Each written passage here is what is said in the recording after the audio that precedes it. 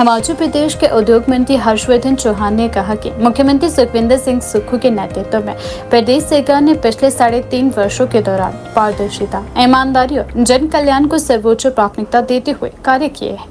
उन्होंने दावा किया कि सरकार ने हर वर्ग के हितों को ध्यान में रखते हुए विकासात्मक योजनाओं को आगे बढ़ाया है और सुशासन की दिशा में कई महत्वपूर्ण कदम उठाए हैं। उन्होंने कहा कि सरकार जनता से किए गए वादों को पूरा करने के लिए प्रतिबद्ध है और प्रदेश के समग्र विकास के लिए निरंतर कार्य कर रही है। शिमला में मीडिया से बातचीत के दौरान उद्योग मंत्री ने कहा कि कांग्रेस सरकार का पूरा ध्यान शिक्षा, स्वास्थ्य, रोजगार, आधारभूत ढांचे के विकास, सामाजिक सुरक्षा योजनाओं को मजबूत करने पर रहा है। उन्होंने कहा कि सीमित आर्थिक संसाधनों और विभिन्न चुनौतियों के बावजूद सरकार ने वित्तीय अनुशासन बनाए रखते हुए जनहित से जुड़े निर्णय लिए हैं। उनका कहना था कि सरकार का उद्देश्य केवल घोषणाएं करना नहीं, बल्कि योजनाओं को धरातल पर प्रभावी ढंग से लागू करना है। हर्षवर्धन चौहान ने कहा कि जैसे जैसे विधानसभा चुनाव नजदीक आ रहे हैं, विपक्ष की बेचैनी बढ़ती जा रही है। उन्होंने आरोप लगाया कि जनता के बीच अपनी राजनीतिक पकड़ कमजोर होती देखकर विपक्ष निराधार आरोप लगाकर राजनीतिक ड्रामा करके लोगों को गुमराह करने का प्रयास कर रहा है। उन्होंने कहा कि प्रदेश की जनता जागरूक है और वह तथ्य और वास्तविक कार्यों के आधार पर निर्णय लेगी, न कि राजनीतिक बयानबाजी के आधार पर। उन्होंने कहा कि विपक्ष के पास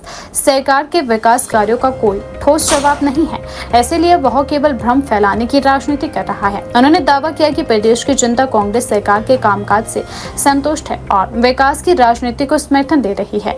इस दौरान उद्योग मंत्री ने अयोध्या स्थित राम मंदिर में चढ़ावे और दान राशि के कथित दुरुपयोग और चोरी के आरोपों का भी उल्लेख किया। उन्होंने कहा कि यदि करोड़ों श्रद्धालुओं द्वारा भगवान श्री राम के मंदिर में आस्था और विश्वास के साथ चढ़ाया गया दान भी सुरक्षित नहीं है, तो यह अत्यंत गंभीर और दुर्भाग्यपूर्ण विषय है। उन्होंने कहा कि ऐसे मामलों में किसी भी प्रकार की अस्पष्टता नहीं होनी चाहिए और सच्चाई सामने आनी चाहिए। हर्षवर्धन चौहान ने कहा कि करोड़ों लोगों की धार्मिक आस्था से जुड़े इस मामले में पूरी पारदर्शिता और जवाबदेही सुनिश्चित की जानी चाहिए। उन्होंने कहा कि यदि किसी भी स्तर पर वित्तीय अनियमितता या दुरुपयोग हुआ है तो उसकी निष्पक्ष जांच कर दोषियों के खिलाफ कानून के अनुसार सख्त कार्यवाही की जानी चाहिए। उन्होंने आरोप लगाया कि इस गंभीर मुद्दे पर केंद्र सरकार की ओर से अब तक कोई स्पष्ट और संतोषजनक जवाब सामने नहीं आया है।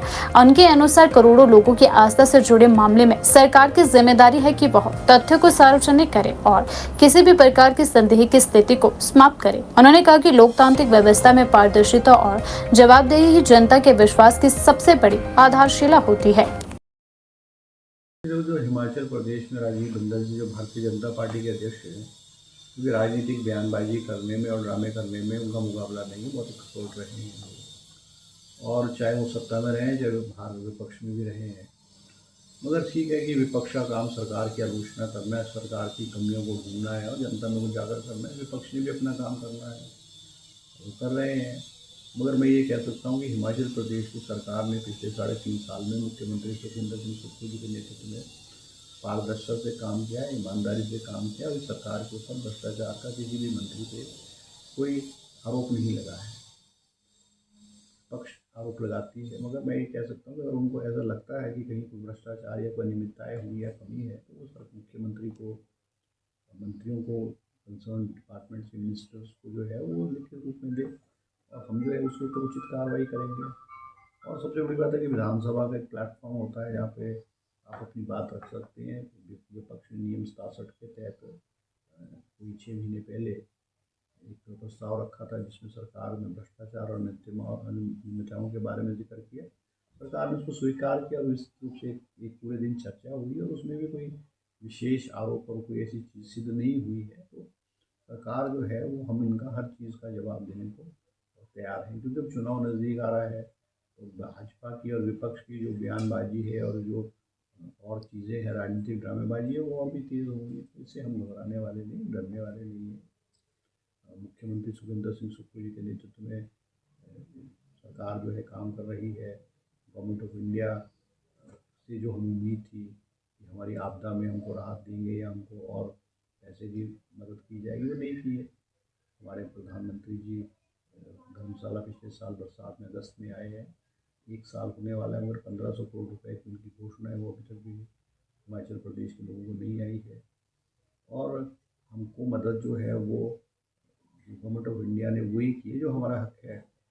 एक नया पैसा ओवर एंड अबव जो हमारा हक है उसके अलावा नहीं की गई है। चाहे प्रधानमंत्री सड़क योजना है, चाहे प्रधानमंत्री आवास योजना है, या हमारे जो अदर हेड्स हैं उसमें हमारी मदद नहीं की। PDNA है और जो आपदा राहत की चीज़ें वो हमको उसमें नहीं मिला है। और सबसे बड़ी बात है कि 75 साल से हिमाचल प्रदेश को RDG मिलती थी, चाहे दिल्ली में कोई भी गवर्नमेंट रही हो।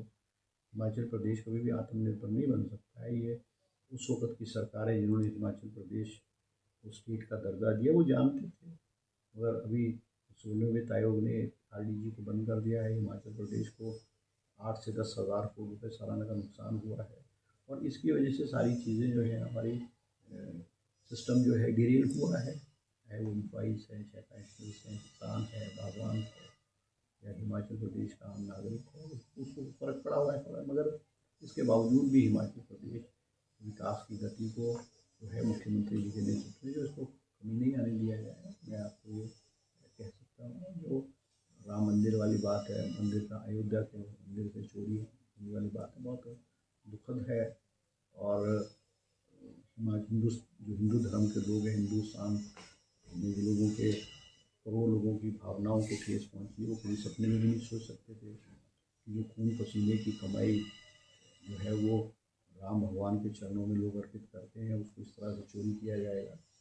और बड़ा दुखद है ये जो फेलियर है BJP गवर्नमेंट का उत्तर प्रदेश में। BJP गवर्नमेंट का डबल इंजन की सरकार है, मगर इसके बावजूद भी ये जो हो रहा है। और चंदे के रूप में जो मंदिर की स्थापना हुई है वो हिंदू धर्म के सभी लोगों के एक नए पैसे से हुई है, उसका कोई हिसाब किताब नहीं है। और वहाँ जो पैसा निकल जाए ज्वेलरी